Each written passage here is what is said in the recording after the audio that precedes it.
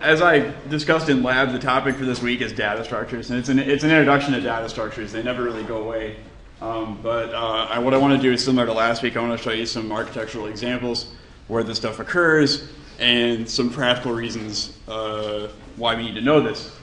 Along the way, I'm going to show you a lot of different examples of some data structures, and I'm going to warn you, I mean, some of them might be a little bit hard to follow. They get a little hairy, but if you try them on your own, you begin to understand what it is we're actually doing, and I hope that by seeing enough examples today, they'll start to make a little bit more sense. So we started off in class on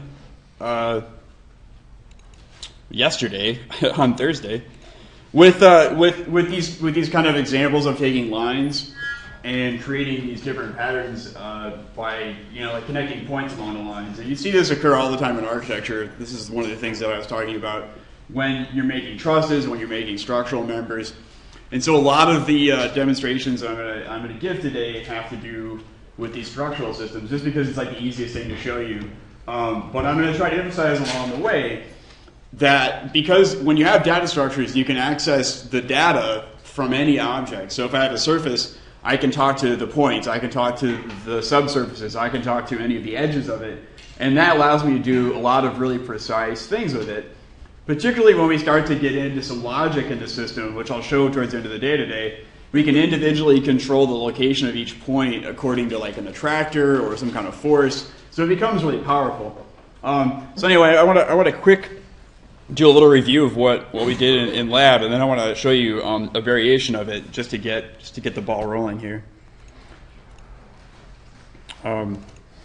So we had these examples in class, and we looked at a lot of these different ones, right? Where we had two rows of points, and there's 11 points. They start counting from 0, and I think we all understand this at this point. On the computer, we count from 0. So even though we divided it into 10 segments, we actually get 11 points. Okay, and they start at 0. And we had this example where I can take a series, and I can manipulate the values of it, and that gives me a series of numbers. And the numbers allow me to like extract those particular points from this collection of points. So if I have a series and I set it up so that starts at 1, it adds 3, and it does that 4 times, I get 1, 4, 7, and 10. And in fact, I get the points 1, 4, 7, and 10. And then on the bottom row, it's just a simple slider. I take my list item and I ask for point 0, or I could change that to any of these other points. And I think you guys all saw how to do this. So list item is this really important component because it allows us to get an item from a list. And you can do that with a list of numbers that you generate from a series, or you can get it from just a simple number slider. Okay, any way that we can get that index, it'll extract that point for us. And then all I did was connect those together with lines. And then another way that we looked at how to do this, besides these other components, is to do a panel component. And we discovered that panels are not only good for displaying output, but they're also good as input sources, provided you like uncheck the multi-line data piece. Okay, so then I can begin to actually need this in a series component. Okay. So if I take this as the input of a series, I get two lists of numbers. So now I have a series of numbers that starts at 0 and a series of numbers that starts at 2. Let's begin to play with this a little bit. So I'll do 2, 4, 6. Okay. And then let's go ahead and make this one like this. Okay. And I need to plug this in. Actually, it's not doing anything. Oops. All right. There we go. Okay. Okay. So let's see. 0. Okay, so I need to change these two. And this is exactly the example that I gave in class. Okay. So then I was talking to some people in lab, and they were actually experimenting with this. So what we did was we generated a series of lines. And actually I'm going to flip I'm going to flip these because I want them to be. Actually, I'm going to flip these. Do this. Do that. Okay. So you get these. Okay. Yes. Easy as pie. Because again, we're just changing which items we're asking for. I'm going to delete these. Clean this up a bit. Okay. Somebody was experimenting with this in class where they were taking the curves that were generated and dividing them up into a series of lines. And that actually creates an interesting point, which is that, again, I sort of emphasize that you can access anything using a list item, but we didn't really talk about that. All we did was points. But let's take these lines here, and let's plug them into a list item, and let's go ahead and get one of these series components again. And we'll plug it in for these items. And I exceeded my index here, but so you can see that I can actually get every other item in the list. Hang on a second here. We're gonna flatten these. That's another thing too. So now I went from 2 lists to a list of 10, and you can see here that I can starting at actually I need to do this. Okay. We need more. There we go. Okay. So if I access these items in the list, I could get, say, the center of all these. So I'm actually talking to this list of lines now, and I'm asking for the first, third, fifth, seventh, and ninth of this. So if this is 0, 1, 2, 3, 4, okay? So I can actually talk to, again, any list of objects, and right now I'm talking to the list of lines. So I have access to these lines. My list is a little disordered here. Okay.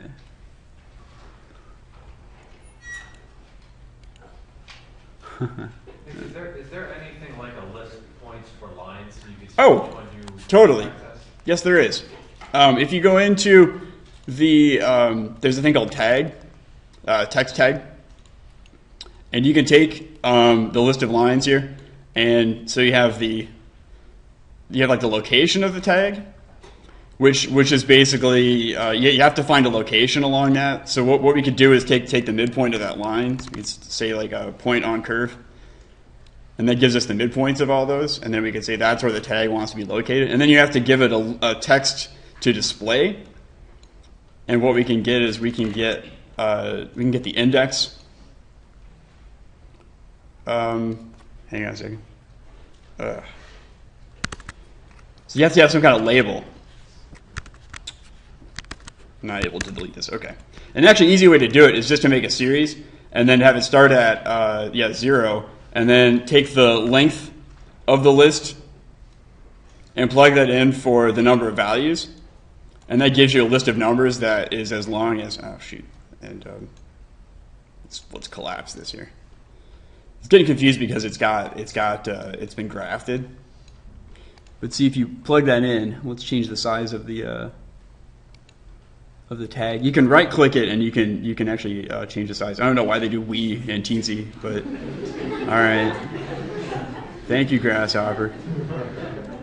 Okay, so let's turn some of this off here. Oh, and see, that's actually. Oh, and these need to be flattened as well. Oh, and that's why it's really messed up. Because of the ordering of it, it's not actually creating a linear list. Yeah, that's a good point, David. So the text tag tool actually tells us that where I expected this to be like a linear list, 0, 1, 2, it's actually this is 5, 6, 7, 8, and 9. That's okay. I mean, as long as we know that that's what we're getting. Now I can design the right kind of series to access it. So this is the text tag tool.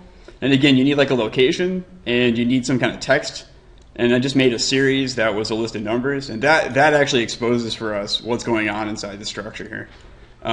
So now what I need to do is I need to design my series. So my series needs to start at 5, and I need to increment it by 1. Yeah, and then I get the actual pattern. Do you guys see that? So now I'm getting the centers of each of these lines as opposed to, so I'm getting the ones that are going straight up and down in that list of lines. Let me backtrack here. Yeah. So I had all these lines, right? And I wanted just the centers of these, like of these sets of 3. And the text tag says that it has 5, 6, 7, 8, 9. So I asked for those in the series, and that's what I end up. So now I have access to all those lines in that. This is why data structures are important, and this is why being able to visualize stuff is important. Because otherwise, it'd be really difficult to get exactly what you wanted in that stack. So now I can do that, and then I can go ahead, and now that I've got this kind of structure figured out, I can ask for all those other pieces that I wanted in that set. So can you define data structure? Can I define data structure? Yeah. Basically, it's a list. In this case and most of the things inside of Rhino, they're just like lists of things. So what you see when you're in a panel here, this is a data structure. It basically like contains 5 numbers. When you start to graph things, right, the data structure gets more complicated. Now you have things that are in groups of numbers. And that's where we need to do things like flatten and graft. Flatten just gives us a list, and graft puts them into groups, right? So that's what I've been talking about the whole time. What we haven't been able to do, though, is actually access the data structure. We've been able to see what's going on, but we haven't been able to actually get what we wanted to out of that, like data structure. And that's like a computer science-y, term there, data structure. You can see this is what the data structure looks like for that group of lines. There's a group of those diagonal lines, a group of the straight lines, and a group of diagonal lines. And when I flattened it, right, these all became a list, and that's why these in the middle here, it was 1, 2, 3, 4, 5, 6, 7, 8, 9, right? So that's what I had to access with this piece here. And so now I've got these, let me collapse these all together here. I've got these lines. I want to get the first group of lines, so I'm going to go ahead and say start at 1. Start at 0, sorry. Start at 0. And yeah, and if I add 5 and I do it 5 times, I get that row. And then with these other ones, if I start, let me space these out a little bit. If I start at 10, and I get those. So now I have access to all of these, all those, and all of these. Okay, in each of those rows. Okay. Then I can go through and I can divide these into groups of points.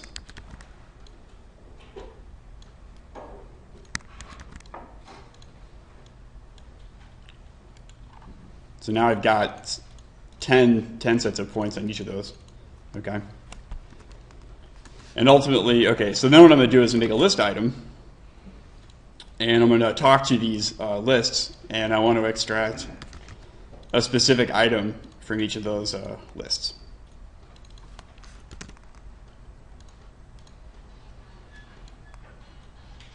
So I'm looking at, so I can get the 0 point, so I can access any of the points. So this is going all the way back to the very first example that we did, right, where we just had a line. But now these are lines that we made with those other sets of points, and now I'm talking to the individual point on each of those lines. And I can do this again with each of these other sets of points. Only I'm going to do it a little bit differently. So I'm going to say like the 5th point and the 7th point, and I'm going to go ahead and copy this. I'm going to share the same slider though. So I have the 7th. Okay. And then I'm going to do a polyline.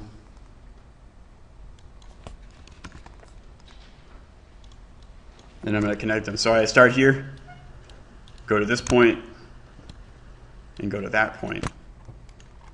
And that order that you plug in matters? Yeah, it does matter because otherwise it's going to be backwards, right? So first, second, third. Yeah, keep track. Like I said, it gets a little bit hairy, but if you follow it, let me turn these back on here.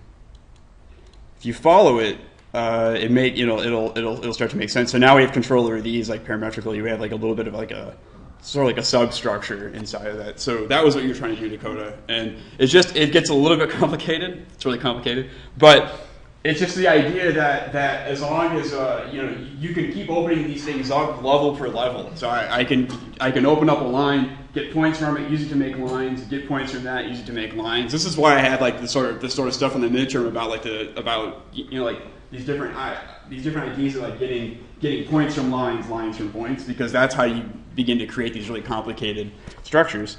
And again, then this gets like fully like parametric. You can go all the way back into this piece of it, and the whole thing like basically follows. Okay, so that was a little bit confusing, right? But I hope the idea is established though that these things are really flexible. You don't just kind of stop at one level. Once you have access to that data structure, you can ask for like specific numbers of points. David raised a really good point about using the tag so that we understand what the structure actually looks like what the indices look like, because they're not always linear, especially if we had stuff that was grafted together. But that doesn't mean we can't do it. That just means we have to like adjust things, right? So we had to go 0, 5, 10 instead of a much easier order. Okay, so I'll save a copy of this for you guys. You guys can take a look at it. But we can begin with something like that. Okay. Let's look at something a little bit more benign for a minute. We put our tongues back in our mouths. This is the new King's Cross station that's being constructed in London, and this is sort of like telegraphing where we're headed with this. So it's one thing to do these kind of linear kind of truss forms, right? But you've probably seen a lot of stuff that looks like this, and probably asked yourself like how they design it, or how do you even make something that looks like it. Forget the engineering for now. But how do you make a form that looks like this? And so I want to introduce you to a pattern that's really common. That's called like a diagrid or a trigrid. And what it is we can take any surface that we can make, so any kind of loft or anything, and we can get access to the points in it. And then by tracing lines on it in a particular like shifted order, we can get these kinds of structures. Okay. So I'm going to show you an example of this, and this actually works out fairly well. Depending upon how you model your surface, you can begin to construct some pretty complicated forms. Now, modeling the surface in the first place can get a little tricky, but let's go ahead and start with this idea in the first.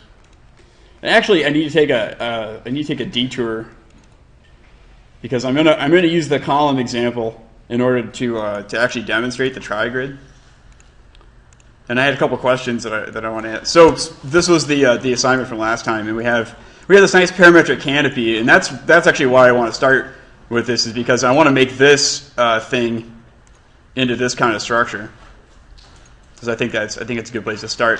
But there are some questions on the about the homework as to how to make the size of the column change when the heights change. And I want to briefly talk about that before I finish this part of the demo. So, first of all, we're looking at the height of each of these things, and that's what's going to drive the width of the column. How do we get access to the height of the column? Somebody who did it, let me know. The new line you get created.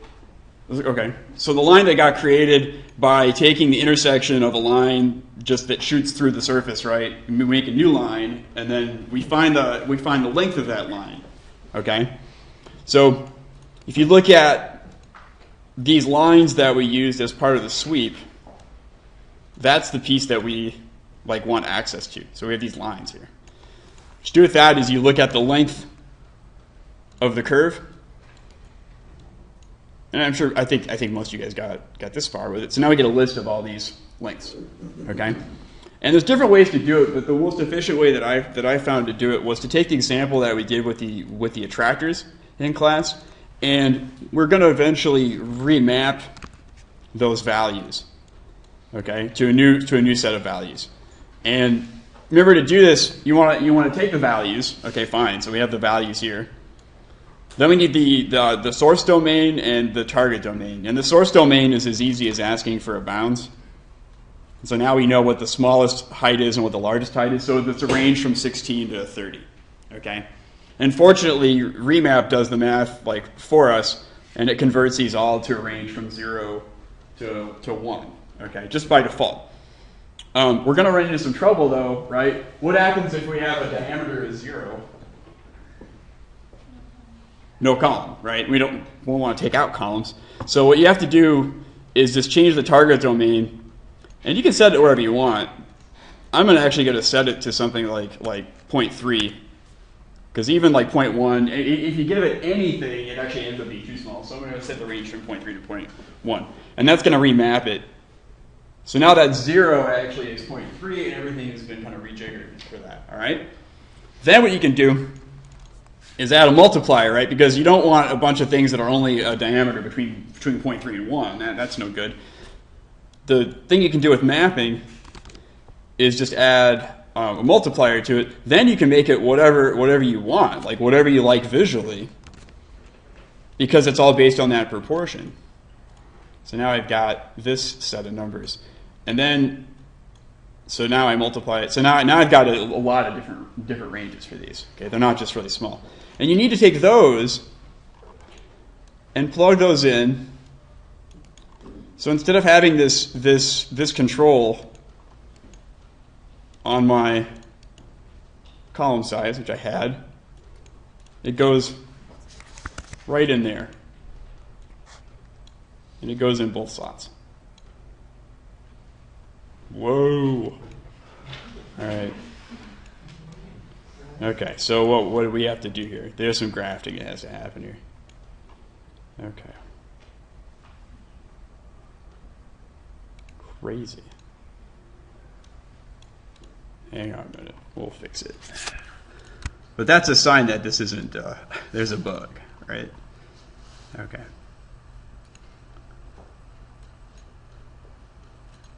Let's go ahead and look at these.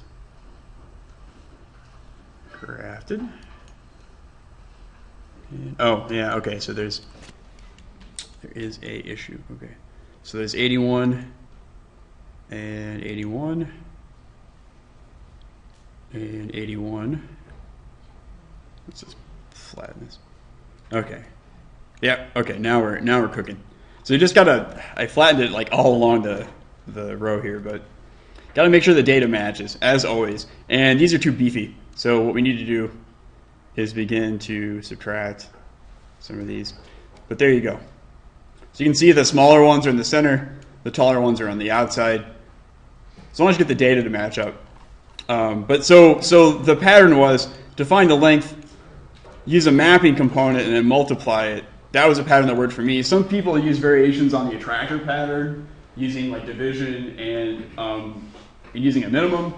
I think this one works out pretty well, like graphically, and I'll just verify it for you visually, so we can becomes kind of a graph of this thing. Okay, so thin to thick. See, I thought you meant as the whole surface got higher, did it? Oh, well, that's parametric as also. Yeah, I was just thinking about, and it doesn't make a lot of sense structurally, but just that as the height of the column increases, it gets a little bit thicker to stabilize it. But it would really be about where the loads are, and you wouldn't probably have a lot of different column sizes. But I wanted to be able to tie some information from the environment into the radius of the column. That was really the goal here. So that I'll post this one as well, and of course this is recorded. But you had to kind of think about what was seen during the lecture. I think the attractor pattern, which again is just taking a value and mapping it to a scale, I think works out pretty well here. So that was that example. Okay, so enough of that. I'm going to delete all this, and all we're interested in is the surface. Okay, it's the only thing that we are interested in right now. Okay. And just turn off all these. Okay, and all this stuff too, gone. Now, even though it was made of points, it's actually just one surface. Okay, like you may think that it's been divided because of the way the points show up on it, but actually when you do this, the surface grid component, which makes a surface from a grid of points, what you end up with is one surface. So the first thing we need to do in order to begin to like divide it up like this, in order to get access to it, is to use our pattern that we use to divide a surface. So you're going to go right back, get our ISO trim, okay, and we end up with that. Now, the subdivisions, and you guys can make that out, are a little weird. We need to reinterpolate the samples for this one. That just means that we're going to recalculate the surface, and that's going to reestablish the parameters to be square. Maybe you want it the other way. That's fine. This component just tries to figure out what you're thinking when you give it a list of points. It tries to make a surface. So if it's not doing it correctly, you need to get a little bit of help by asking it to interpolate those, and you end up with this. All right. So we have these subdivisions, and I'm not going to play with this parametrically. I'm just going to make this 10 by 10. Then we're going to use BREP components, and I've talked about this a couple times, but when you get into data structures, like this is really our like bread and butter when it comes to services. We plug this in. It gives us access to all the faces, all the edges, and all of the vertices inside of that. Okay, and I'll show you what that means. So if we do a list item, and we plug in, the faces, let's say. So right now, these are all, grouped together. But if we flatten this list, that's 0. So again, you have to be kind of mindful of the data structure, but let's do a list from 0 to 100. So it's like Plinko. Okay, so we can get access to all of those individual pieces. Now, it's more interesting when you put a series in because you need more than one at a time, right? But there you go. Same thing with the edges. It actually gets more interesting. So remember I had to flatten this to get access to it? Because otherwise it's actually looking at grabbing that data structure as 0 as opposed to what's inside the data structure. But it gets really interesting, and this is where we're going to like to use it. When we keep the data structure that's in the surface, and we talk to, like if we talk to the edges. Oh, and actually, I need to illustrate a point before we do this. This is easier demonstrated. So this is just a surface. It's a square, okay? And I'm going to reference it. Okay, and I'm going to make a copy of this. A little backwards here. Okay.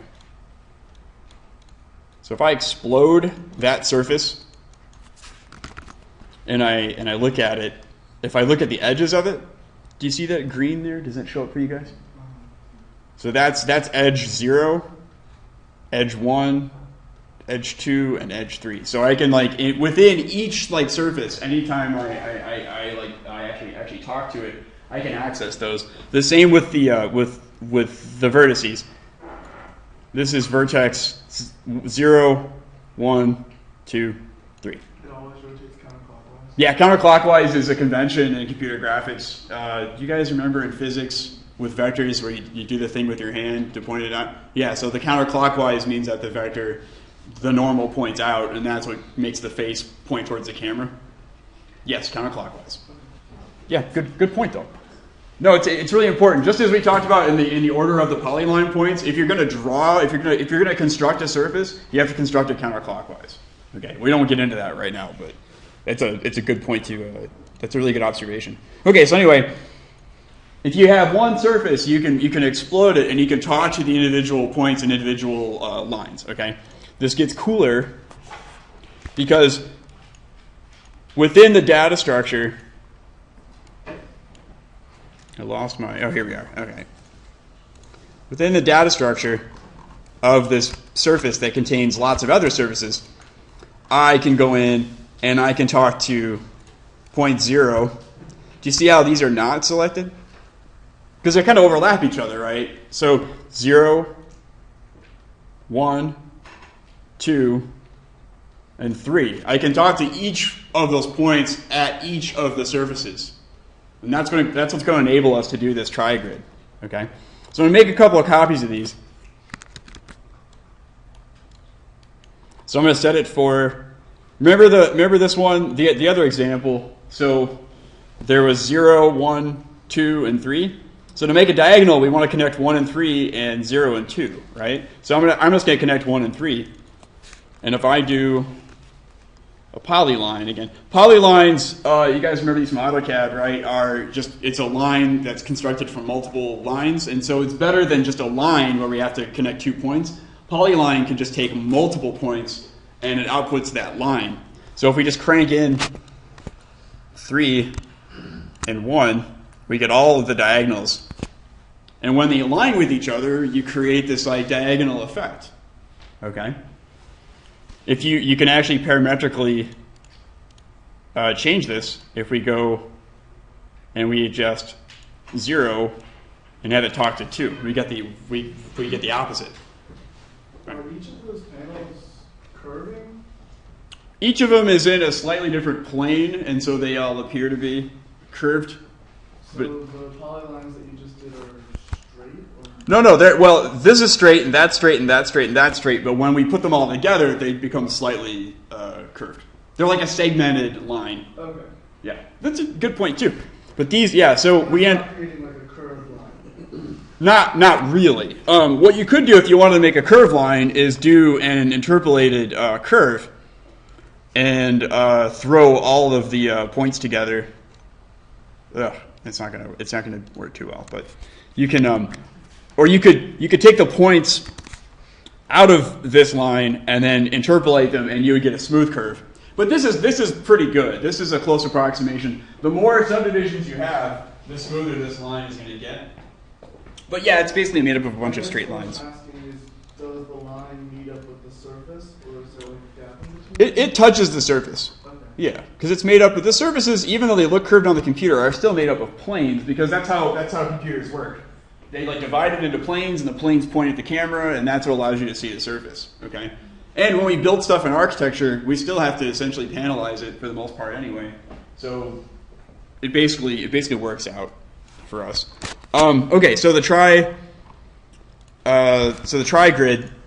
ends up giving us this, and what you can do with this in an easy, just as an easy thing, right, is just pipe the damn thing, right? Just pipe it up, and so you do that, and then you can take the edges from the original one, and you can pipe those also. And then you get like a frame, and if you don't have if you turn off the surface, you could bake this basically, and that would give you just a simple frame, right? But that's not a very smart frame, but it gives you that kind of faceted frame. Okay. Do you want to cut out the intersections during that process? So when it's baked, it's not all. You would have to boolean it later. You can't parametrically like trim it. Yeah. There's ways of like getting around that though. So the other thing you can do with this pattern, I'll show you some variations. So that's a simple pattern. The other variation of it is to go through and you do the other set of edges, make a polyline,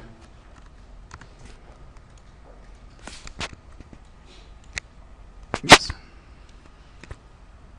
and you can pipe that too. Everything gets piped. All right, so you can do crosses on those, right? Okay, if you're feeling like Romanesque or whatever. So there's that kind of pattern. If you removed the, you get some interesting things though. If you, which I shouldn't have done that. Let's disconnect.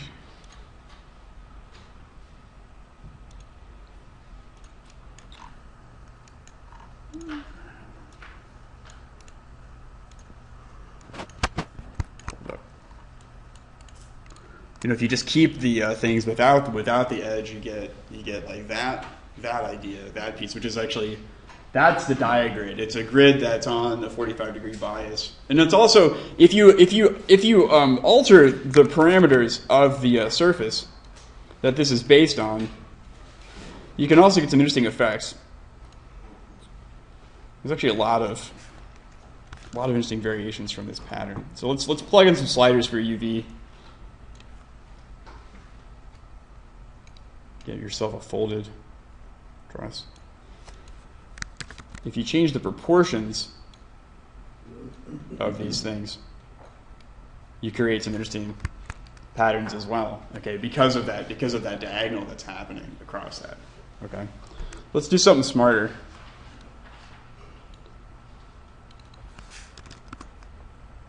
We'll do a couple more smart things.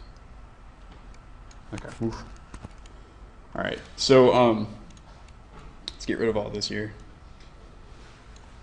and go back to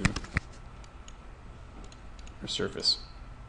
So, like I said, it wasn't. It's not a very smart surface right now. It's not something you would maybe construct structurally. It's probably overstructured. But let's look at some things we can do. One pattern that we can do is to take these surfaces that we had, and we can do a cull pattern on them. We haven't done these in a while. Take all the faces of it, and remember we have to flatten these because they don't work. Go through the cull pattern, manage the Boolean collection. Oh, we gotta adjust the parameters here, right? These are not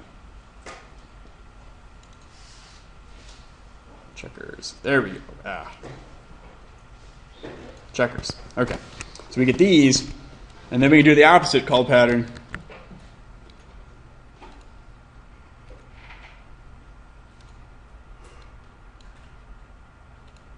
So we've got the other set, right? And then what we can do is we can take one range of these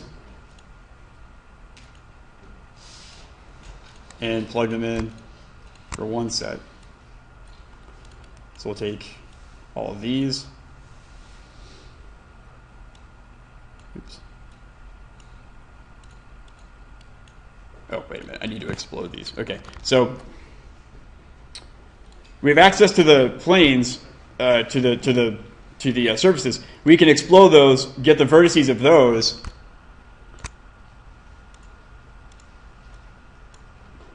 actually need to, yeah, I see that.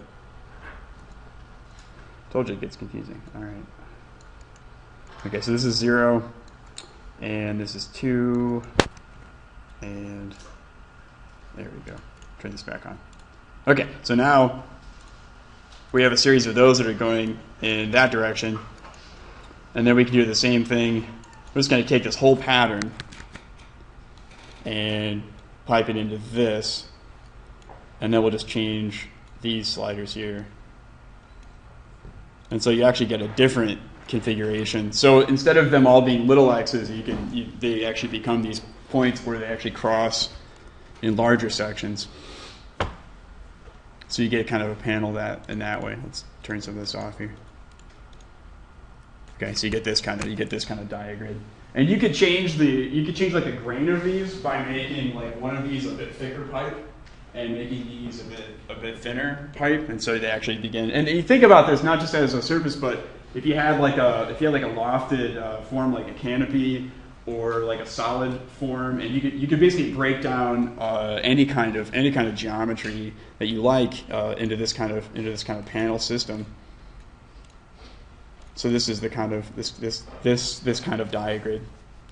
Let me show you another example of this.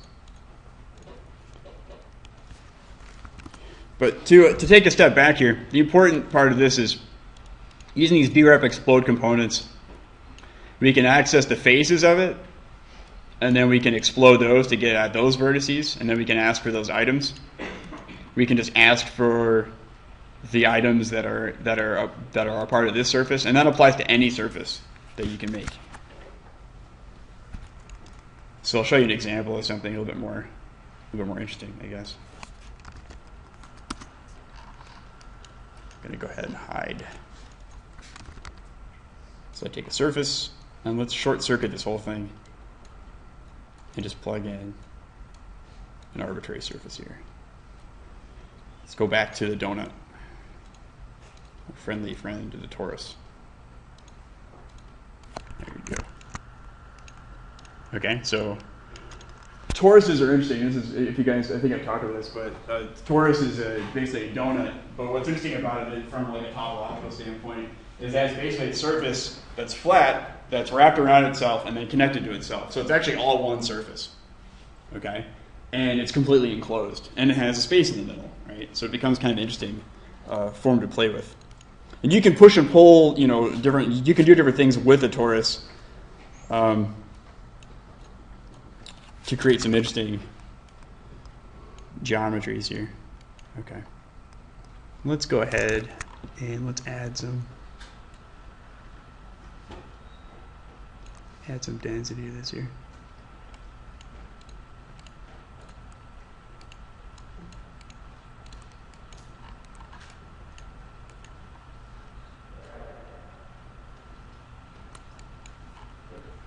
And actually, I don't want to call this thing though.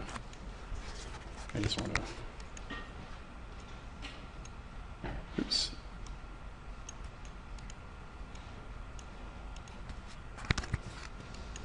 I don't know if you guys can make this out, but if you do a diagrid on a form that's like this, you end up getting some pretty interesting, like, rich forms. You see that, how the line actually is following, and because it's one continuous surface, it's actually flowing around the entire surface.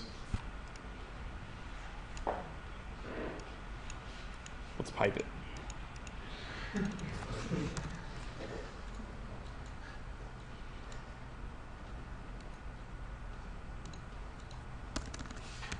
And again, this is just to talk about what you do with enclosed geometry, what that ends up looking like. Now let's go ahead and make a copy of this that's going in the opposite direction. Let's structure this thing.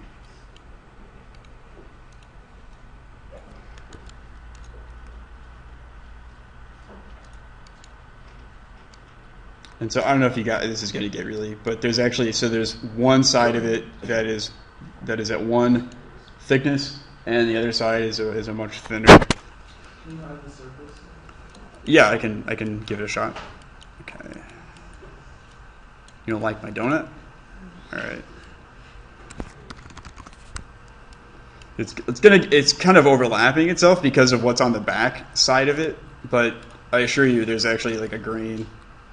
Yeah, you can see the thin ones going this way, and then the thick ones, and eventually they wrap into each other. I'll show you an example. There's actually a project that's just like this. That's what this is based on. But so again, if you change the geometry, you end up getting different kinds of shapes. You can really, especially when you have like an enclosed form, and it's not just a canopy. You begin to develop this kind of wrapping thing, and it's just by connecting like the points on the edges of each of the faces of this thing. It's actually like a really simple idea, but it ends up being really, really powerful, and that's where you end up with geometries. If you model this as a base surface and you play with the distribution of the points on these, that's essentially what it's doing. Is it's just carrying over from one end of it to another end. Let's take a look at some other things really quick here. So again, King's Cross.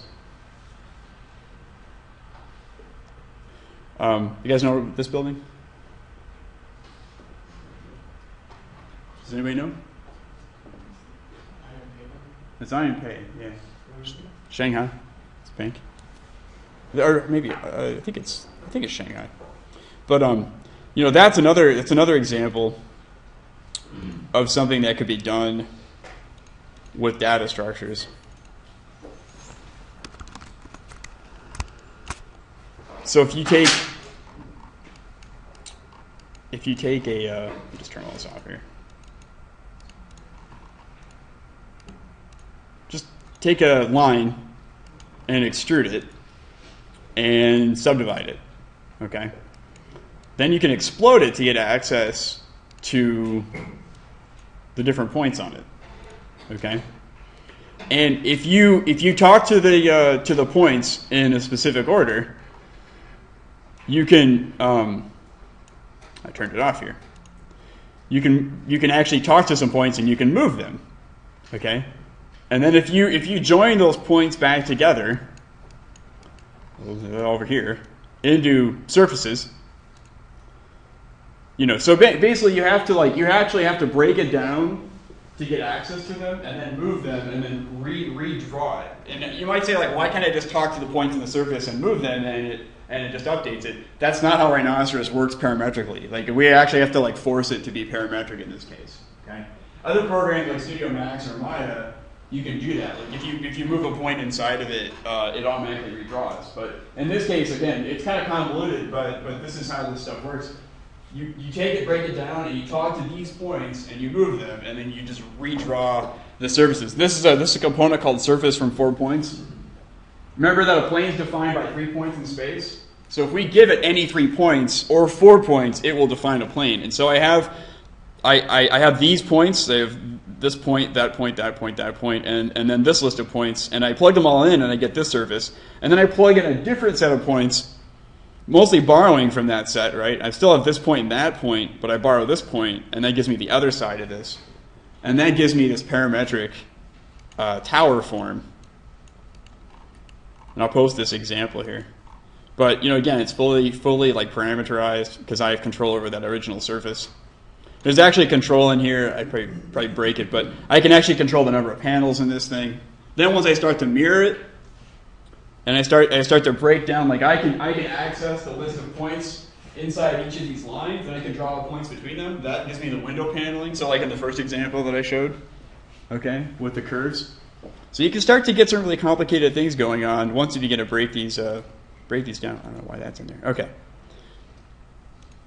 Same thing can happen, and this isn't exactly. Now I got to say again, these aren't structural, but they're representative.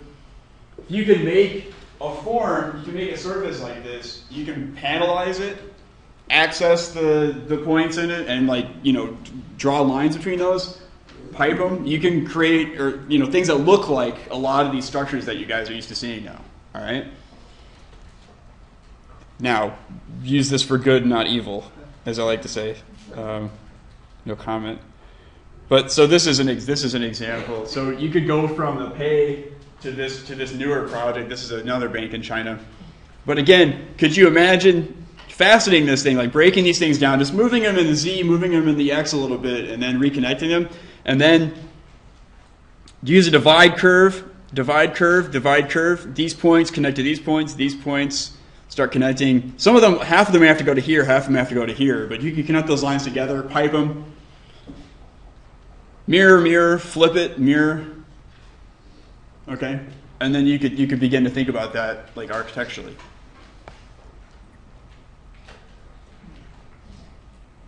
A lot of it's just copying. A lot of it's pretty simple, right? Once you establish the pattern, then you can play with the size of the windows or like the depth of the facets. You could do space frames. Like this kind of idea, you notice there is our grid here. Then you could offset a copy of it, scale it down a little bit. Oh, and actually I should show you guys the space, like how to do a space frame. I forgot about this. If I go back to my column example.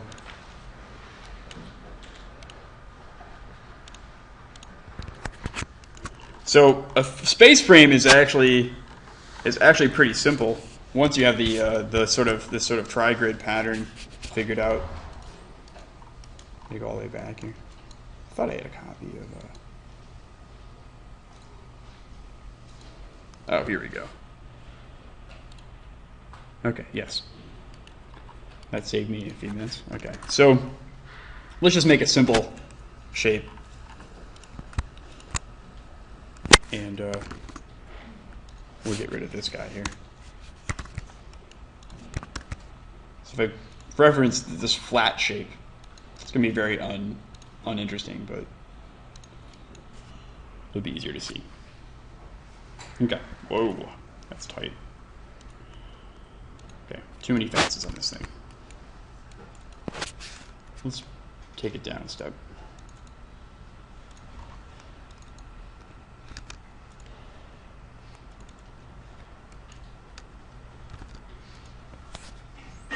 There, something that's going to update faster. Okay. And then we'll go ahead and actually I'm going to repipe the edges here.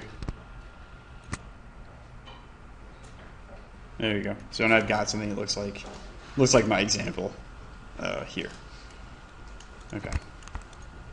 To do a space frame, Now, you guys done space frames in structures? Do you know what they are? So basically, I mean, there's an example that's just across the quad from us over here, but basically it's a bunch of trusses that are running in the X and in the Y to basically bridge a space. Okay, and what we can do with this is we can actually give ourselves a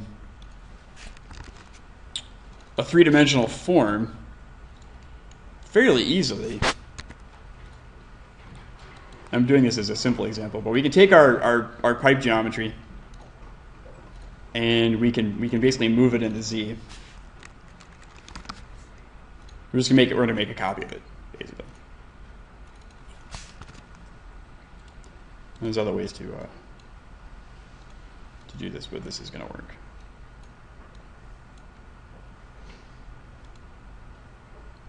Okay, so there's another layer of our frame. Let me take a second to update here. Okay, so we have a frame. Then what we can do, another thing we can do, since we have that distance, is to copy this pattern. And we are going to take the points from this, and we're going to move those as well. So you can see that I've got those points, and let's make a point container just for the sake of make it easy, and take these points and do those as well. So I've got points and points.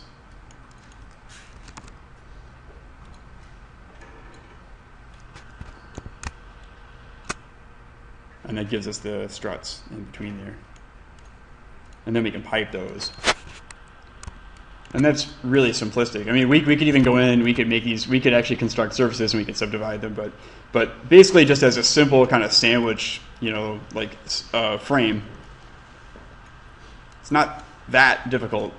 If you have some geometry that's like moving in weird ways, instead of just extruding it into Z, what you want to do is extrude each one by its own plane, and we know how to find that using like the porcupine pattern. But you could get basically a space frame that's doing all kinds of things. You could even, and I don't think this would actually really work structurally, but you could even take two surfaces, like take one of these that's got an odd form, and another one has a different form, and as long as they have the same number of points between them, you could create the struts between those, and you could make these into diagrids. I didn't realize how big that other one was. Okay, so a simple space frame can be had just by making extruded copy. Okay, let me show you the last example here.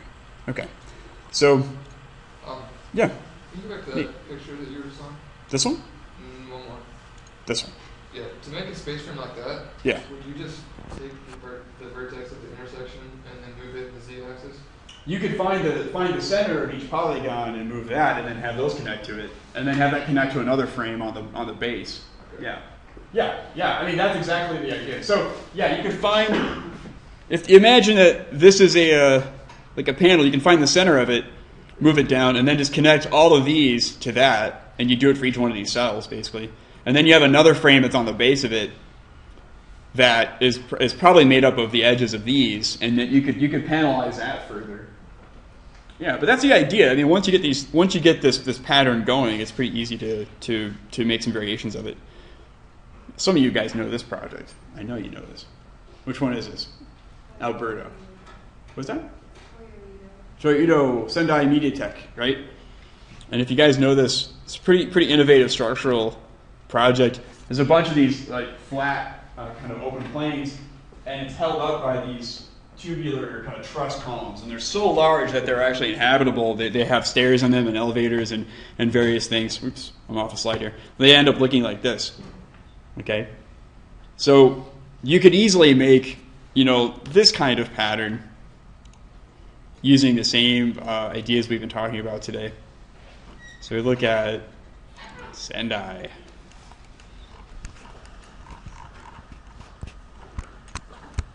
So what we've got is a circle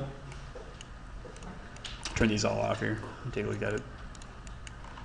Have a circle, and we move it, and then we ask for, and these are orange because I wasn't doing a very good job with my limits here, but we ask for, like every other. Let me turn these on here.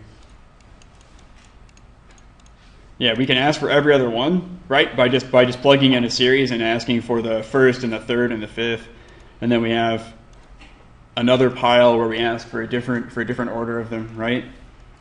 Then we divide those up into now, and then some of them we're gonna scale. So we can access those and we can scale them. So some of this you can do with culls, but it's a lot. It works equally as well, I should say, if you do this with here we go. If you do this with just like list items, scale it, and then we go through and we get all the points for all these. We start to connect lines between them. And you'll notice that the way that this is ordered, I'm missing some. So what I have to do is make another list, and I have to plug that into this list, and that gives me the second ordering. You can't just do a polyline all the way up and down or whatever. You have to actually like connect 0 to 1, and then 2 to 3, and then 5 to 6, and then you have another one that's going like 1 to 2, and then that's going like 4 to 5. So you actually have to get those in groups together, okay? And that's what creates those lines. Then we talked about shift before, I think, but what shift does is it takes a list and it just shifts it over like by one. And so if you shift those lists and you reconnect them, that's what gives you the cross pieces in these, okay?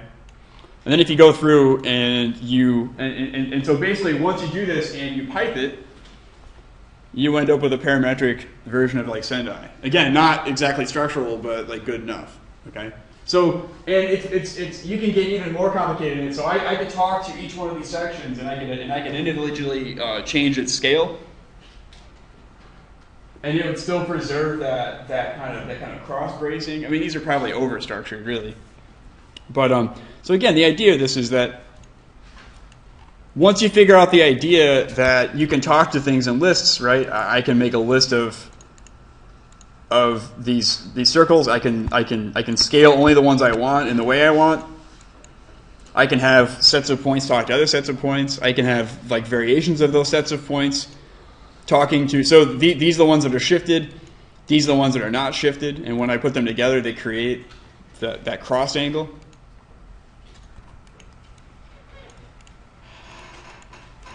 So this is, these kinds of things can really help you out just to quickly prototype some things in the studio.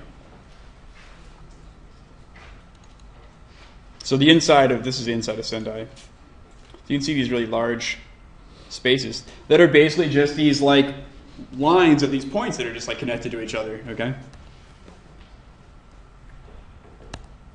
There's another project that just was recently completed. I think it's for a bank. And it has this like, this is kind of like my Taurus. It's a form that's been pinched and pulled and kind of space framed. And it runs as a blob like inside the buildings. You can see this kind of diagrid structure on the inside. Very much like Toyo Ito, probably ripped off. It's the Asian Institute for Policy Studies. I guess it's not a bank. That's what it looks like. So it's a form that's been pinched and pulled a little bit, and it's sort of like deformed the grid, but it's still a diagrid. And then in places they've actually like removed members of it. It's still structural, but that allows access through it. And this is the kind of structural like rationale of the form. This is an example I wanted to show you. This is a building. Forget the exact. This is just on Art Daily. But this is a torus that's been deformed, and you can see the lines like spreading across and how they have a grain. So there are these dominant members, and then there are these like secondary members that are thinner that run through it. And it ends up looking like that in practice. So with my example, you have some idea of how something like that might make its way into your portfolio. Last example I want to show you combines the stuff from last week with some interesting things from this week. So this is a diagrid. But the scaling of the individual elements of the diagrid is actually based on attractors. And it creates these different light well patterns. This is under construction. This is the National Film Archive in a Latin American country. I can't remember the exact country, but this is on the books right now. So you see there's different size holes in the ceiling. So for the last example, I just want to show you how you might combine this with an attractor. Let's see here.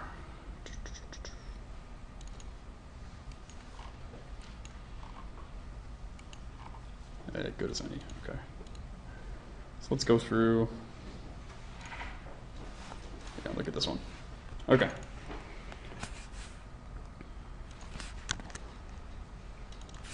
So we go back to the original example of the surface here,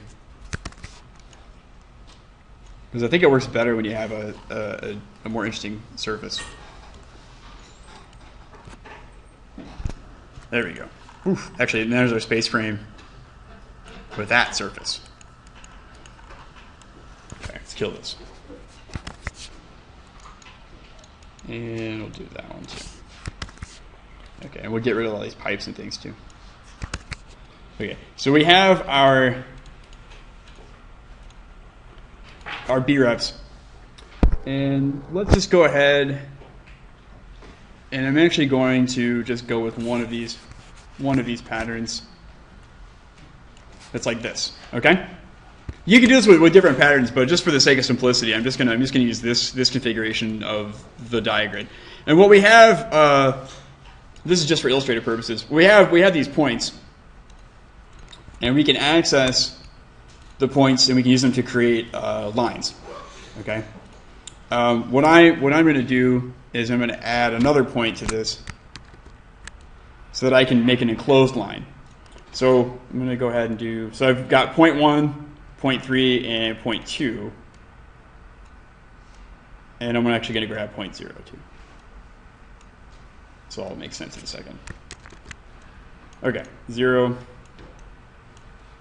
Let's get these in some kind of order here. 3 and 2. Okay, and remember, so this is 0, 1, 2, and 3. And so I want to make two triangles. I want to make a triangle that's 0, 1, and 2, and a triangle that is 0, 2, and 3. Okay, let's go ahead and. Because what I want to make are these, and these aren't, they're exactly the same. They don't have the rounded edges on them, but we can do that anyway. So I'm going to make these offsets, basically. To make the offset, though, I need to get that line. So we'll do 0, and 1, and 2. Oops, wrong. Okay, let's do this again.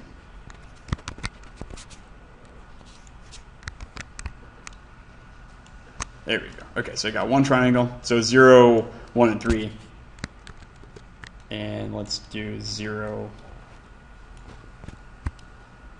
2, and 3. Oops. Nope.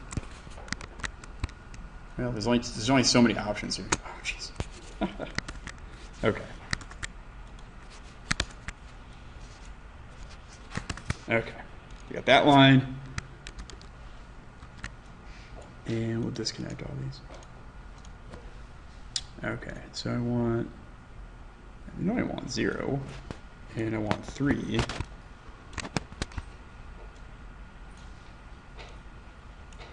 And 2. Okay, yeah, so we've got one set and the other set. It's just confusing because they overlap each other. Okay.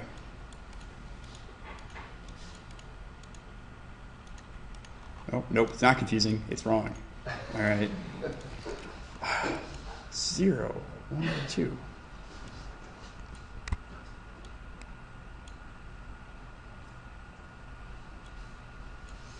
Nope. All right. You know what? I'm just gonna leave it. Fix it later. Okay. We'll just keep these. We gotta keep going here. All right. See that? And what we want to do is we want to close. We want to set these to close it. Okay. Then what we can do with these is we can scale them. And we need to find the center to scale it. We're going to do the polygon center. And there's two centers. There's the center of the vertices and the center of the edges. I usually go with the center of the vertices. And so now you can see this edge here. Okay? This actually might be pretty cool. 'Cause we're going to get a different pattern than we would. Okay, so we have this idea, and then what we're going to do is we're going to put an attractor in here that we can use basically. So we'll do closest point, and not closest points, and we'll do a point object, and we're going to reference our point. And that's going to give us, we need to flatten these. Maybe I did this backwards again. Probably did. Oh. What is wrong with this? Cloud of points. Yeah.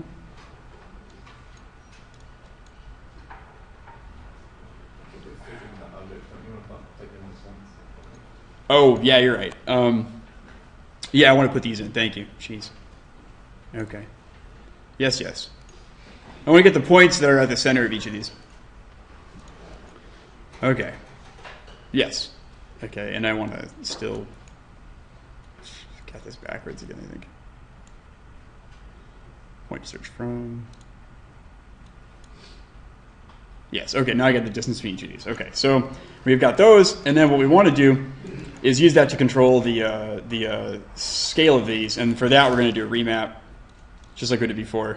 So take the distances, take the bounds,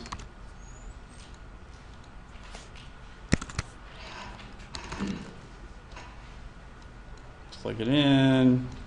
That's going to give us these, and I want to change the range though because these things don't really look very good at 0 to 1. So I'm going to actually make it 0.3 to 0.75, and that's just arbitrary. You can experiment with that on your own. Oh, darn it. And I undid it one more time. 0.75, 0.3. So it gives me a pretty fair range though. They're about double size, and we need to flatten these though. These get really hairy. Okay, so you can see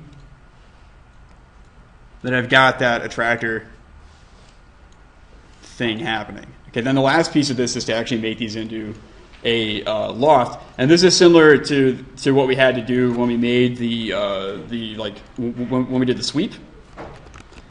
If we have a loft, we need to share the same data structure, and so we need to take these. And we need to graph them so that they have a consistent structure. And then we need to take the outer polylines here, and we'll flatten them first, and then we will put them into a graph structure. So that way these two match up. So 144 of these, 144 of these, and you get the actual surface. And so imagine if we had the other thing, if we got the right lines or the polylines, right? We have a surface now that's parametric, that responds to this attractor that we have. Hang on a second. So if I can change the surface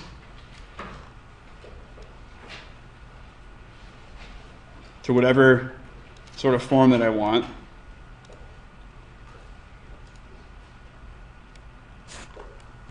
And I can, if I move the attractor, I can create the openings that I want. And I can even add, more attractors if I want to, because of this pattern that we made.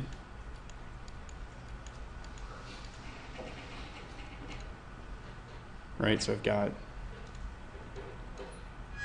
multiple attractors.